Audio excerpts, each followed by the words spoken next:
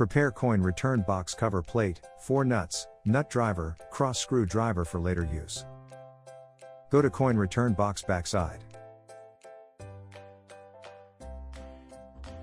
Use nut driver to remove these 2 nuts to take out the metal plate reserved for coin changer.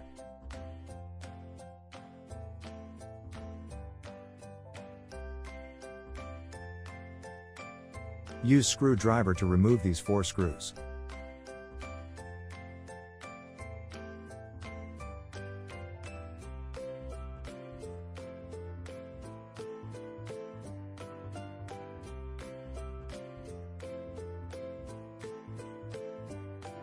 Remove coin return box elements.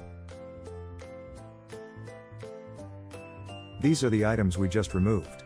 Take the coin return cover plate to block the opening.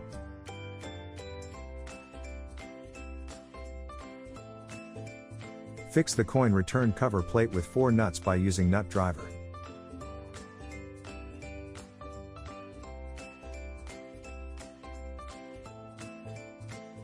That's it.